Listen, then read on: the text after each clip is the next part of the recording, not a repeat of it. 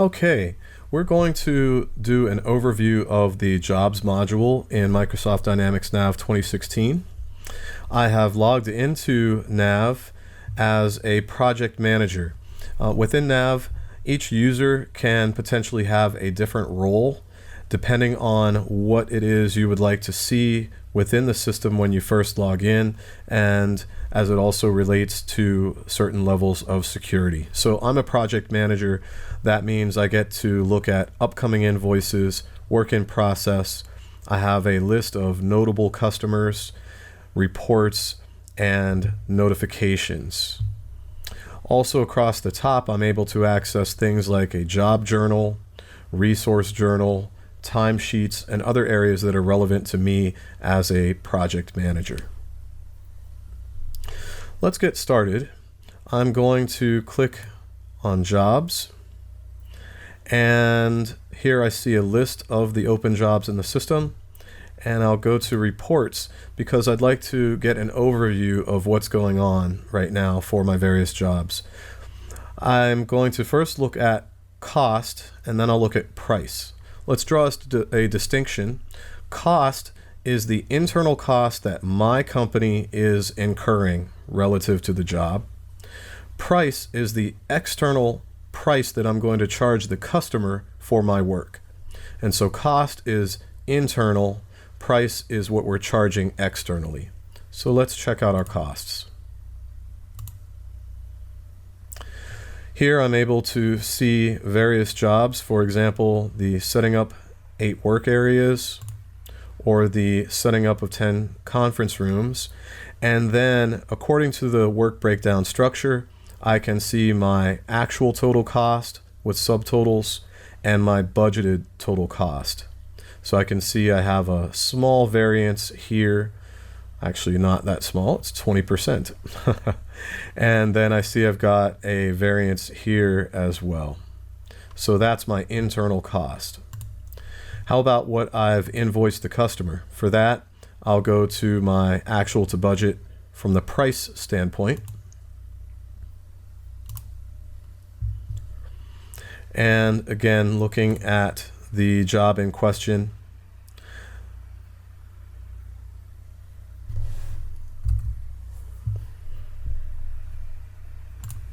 so I'll take a look at the job actual from the price standpoint.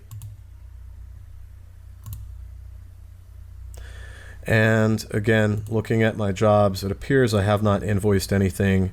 I've just got a budget, and so we've got some progress to make. If necessary, if I want to see some combination of views, I can click the job analysis report. And this allows me to pick what columns I'd like to see.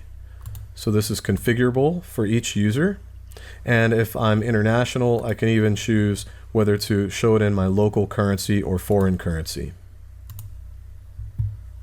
Now in this case, I'm looking at the contract price that I have budgeted to charge the customer, and my contract cost, which is what I estimated that I'll have to spend.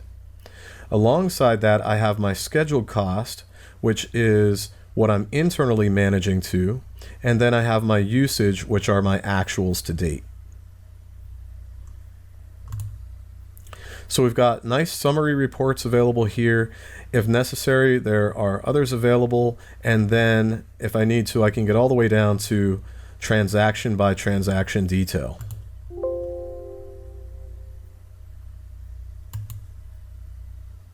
So here I'm able to see the usage for all of my various resources and items against this particular job.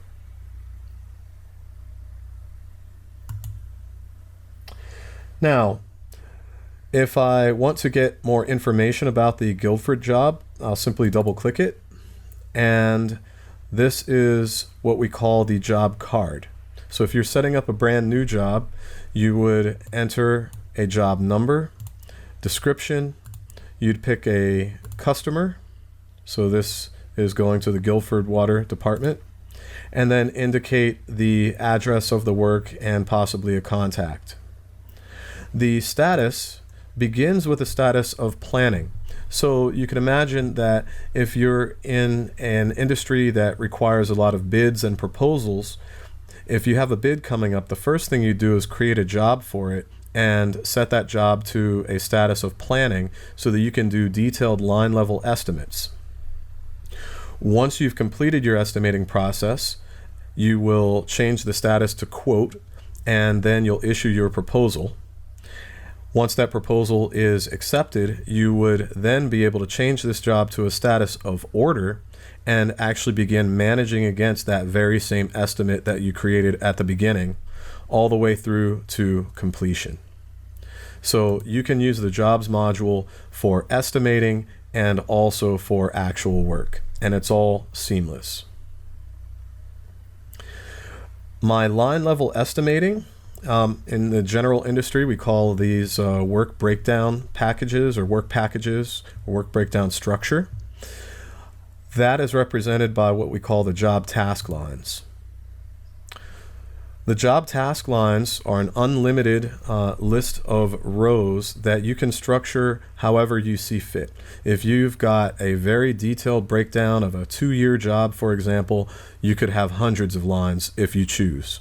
If you've got a 1-month job, you might set this up as just 1 or 2 lines, and you may not even do any indenting. In this case, we have a reasonably small job, or at least a reasonably small representation, where we are setting up 10 conference rooms, and we've broken it down by preliminary services with a subtotal, assembling the furniture with a subtotal, and then closing the job as well.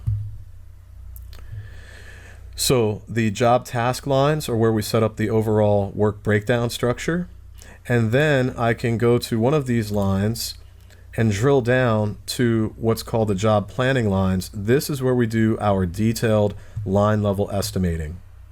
Much like Excel or some other system, here I can call out the exact resources or types of resources that I'm going to use, the items or products or inventory, and I could also indicate various GL items, which would be other miscellaneous fees that are not represented by a resource or item.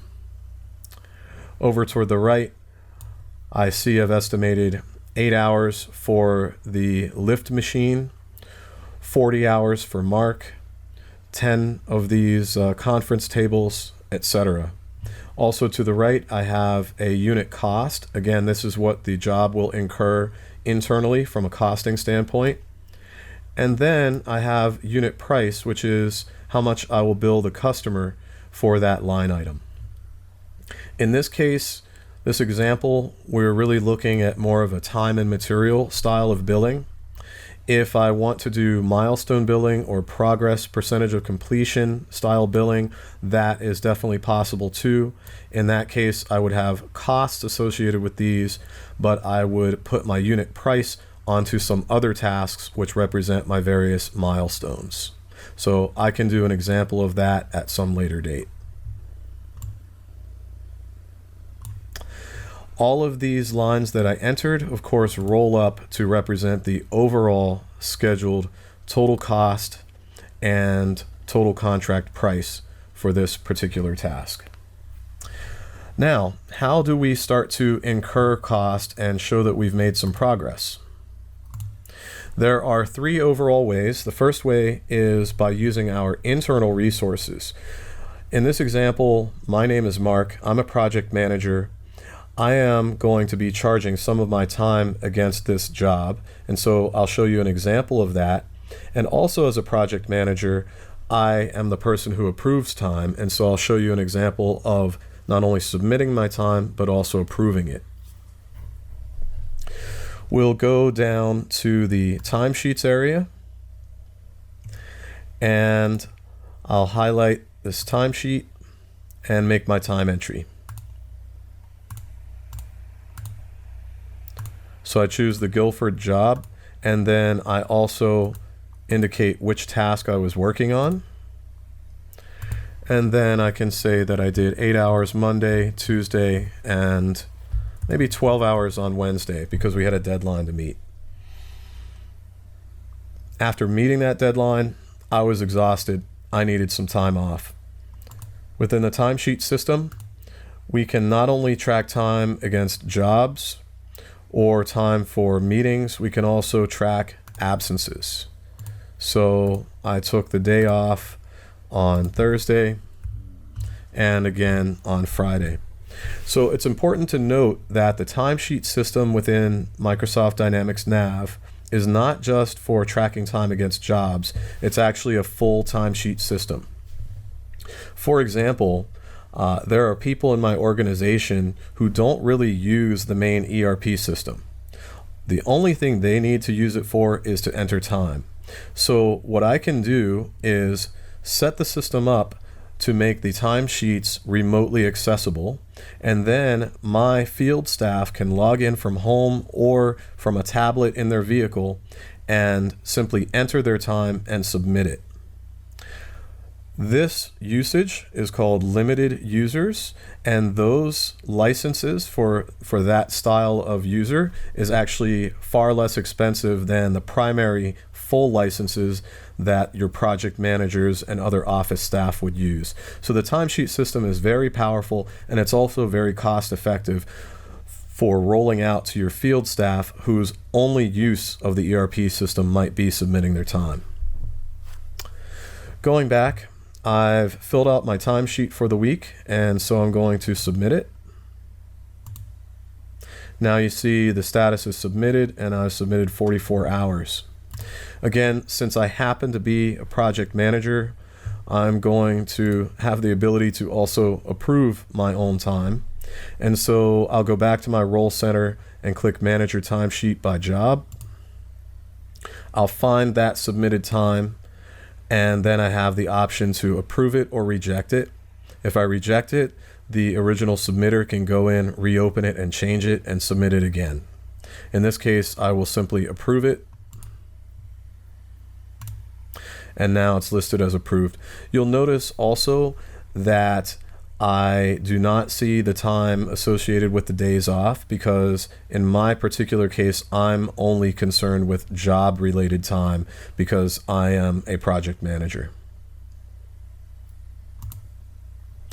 Now, from an hours standpoint, I have processed the timesheets. The timesheets have been submitted and approved. From a financial standpoint, there may be some other processes that take place either on a weekly or monthly basis before job cost is officially reviewed and allocated to the jobs. I'm going to do that step myself. So I'm going to go to the job journal and suggest lines from the timesheets. This means I want to pull in all of the approved time and allocate it to jobs. And here I can see we've got 3 rows for the 26th, 27th, and 28th of Mark's time. And I can see that that time comes at some cost, $49.50. How is that $49.50 calculated? To find out, I will take a look at Mark's resource card. And here's what I see. He has a direct unit cost of $45. That might be what he is actually paid. Whereas he has an indirect cost percentage of 10%. So that 10% might be a burden rate.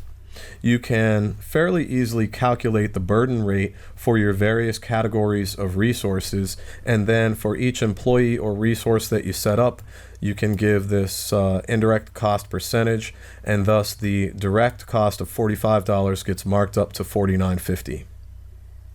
If you need something more granular than that, by the way, we do have a whole table of costs such that Mark, when he's doing certain work types, can be costed at different rates. So that might be relevant if he's doing straight time versus overtime versus double time, or it could be relevant if the amount charged to the job is dependent upon the type of trade or work that he's performing. So there's lots of functionality drilled down in that area.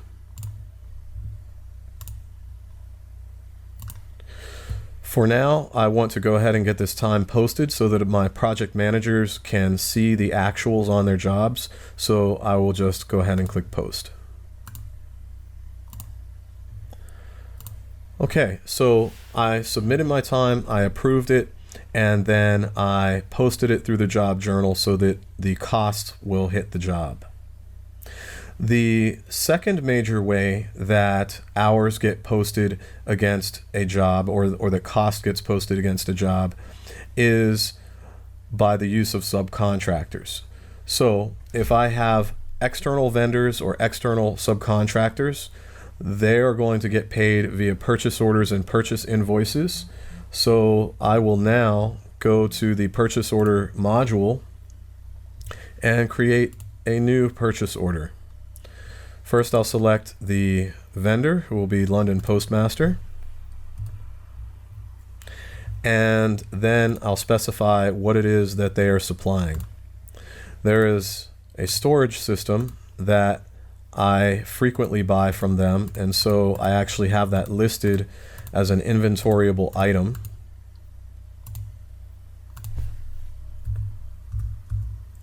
And I know the cost of that is going to be $9.46. If it differs, I can type over it.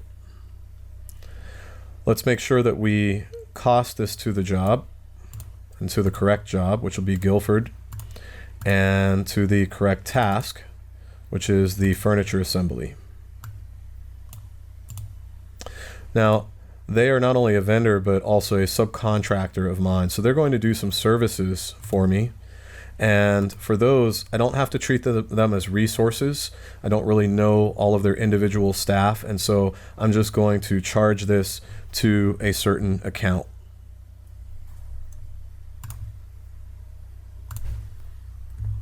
And they're going to charge me $1,000 to assemble that storage unit. And once again, I need to make sure that I allocate this to the particular job and task in question.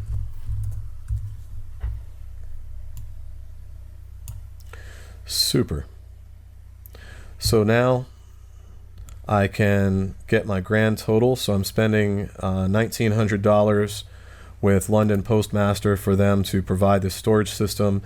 And let's describe what they're doing. They are assembling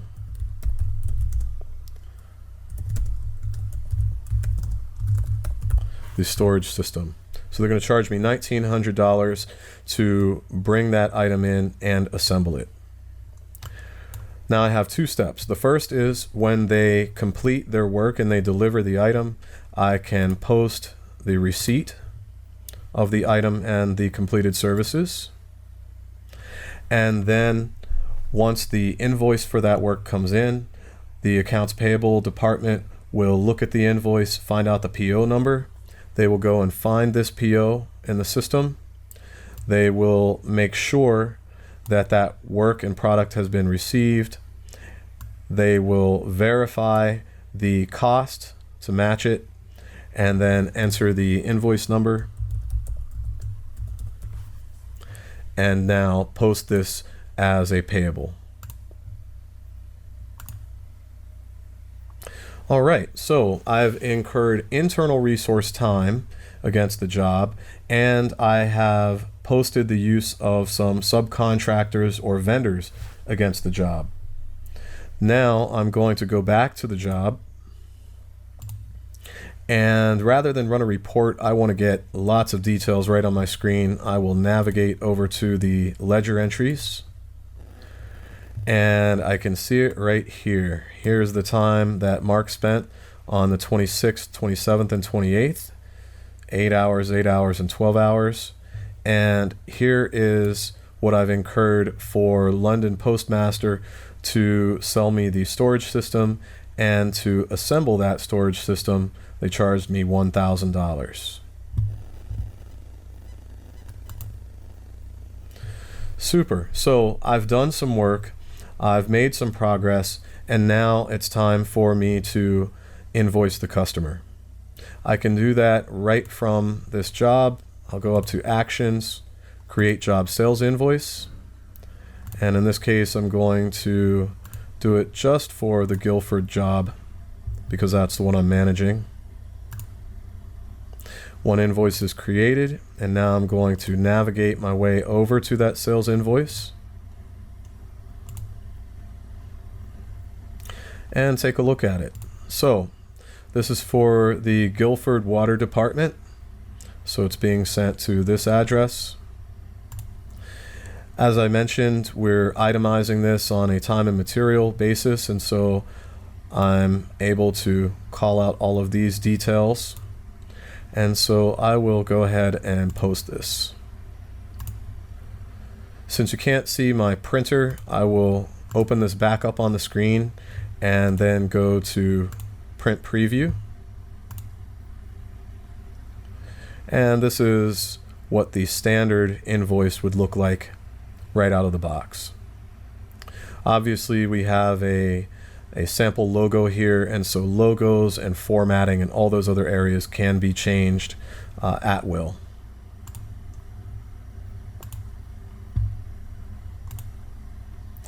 And now if I go back to my job list and I go to these reports, I can check my actual to budget, and I'll do that specifically for Guilford.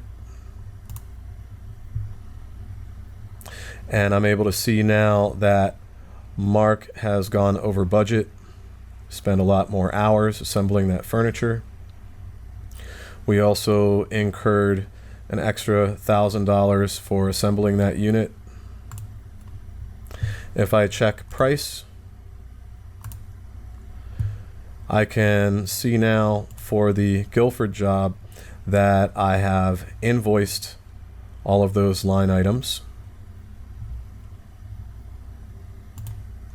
And once again, if I need to, I can go all the way down to job cost, transaction detail. This is basically showing me my ledger entries, and those ledger entries include the usage as well as the invoicing, which is called sale.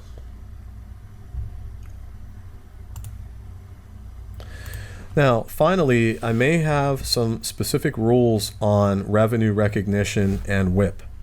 If I double click this job, the WIP method I'm using for Guilford is sales value. More commonly, lots of people use completed contract for very short jobs, or they might use percentage of completion is another common WIP method. At any point, particularly or often at the end of the month, I can go to Actions and click Calculate WIP. And it says it was successfully calculated. And then I can navigate and take a look at the WIP entries where the system has determined that I may need to reallocate some monies off of the P&L and up to the balance sheet as job costs. Also, there could be a discrepancy in my invoicing where maybe I'm not allowed to recognize some of my invoicing yet, and some of that therefore may go from job sales and be reallocated over to deferred revenue on the balance sheet. And so I'm able to calculate the WIP entries automatically based on my WIP method. Then I can review these WIP entries. And then finally, I can go and post that WIP to the GL as well.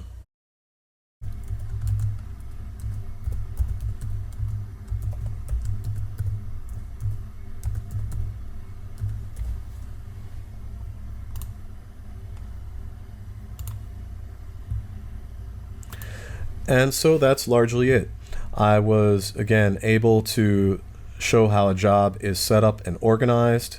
I was able to post the time for my internal resources, and then also charge purchased items and purchased subcontract services against the job, invoice the job to the customer, and then run reports and calculate WIP in order to keep my general ledger accurate.